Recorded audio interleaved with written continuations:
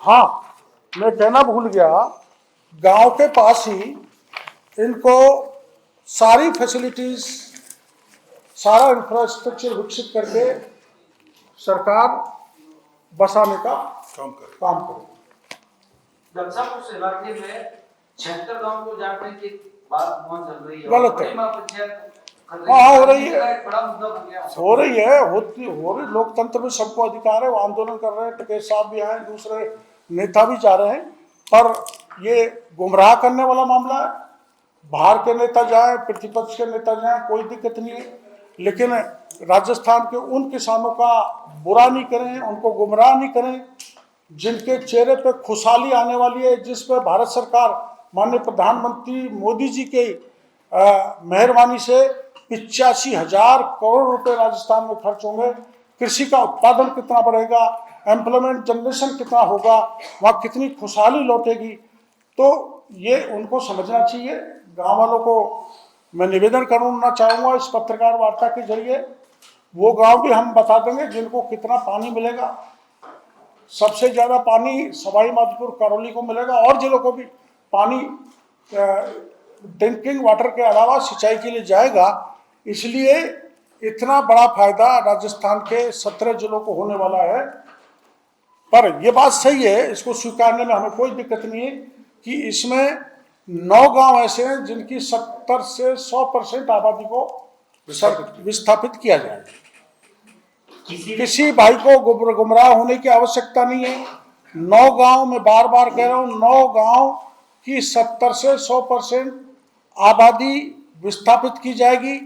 उनके विस्थापन के लिए सारा सड़क, स्कूल, मकान, सब कुछ सुविधा बना के सरकार देगी।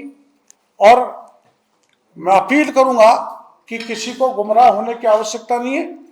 पंचायतों के चुनाव आ रहे हैं, राजनीतिक फायदे के लिए किसानों को बहकाया जा रहा है, परेशान किया जा रहा है।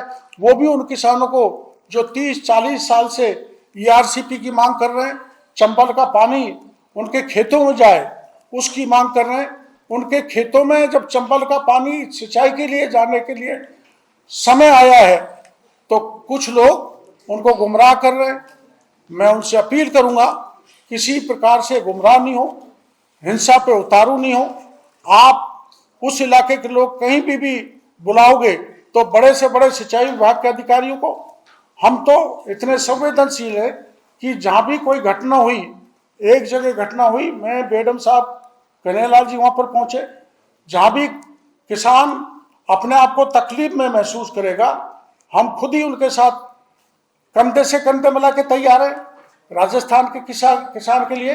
लेकिन किसानों से हमारी अपील है, ये गुमराह करने वाले आपको गुमराह करके चले जाएंगे।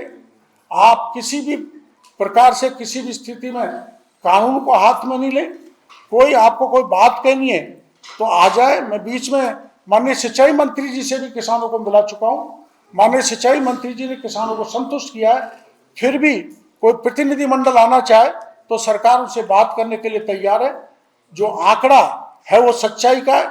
सरकार कतई गुमराह नहीं कर रही।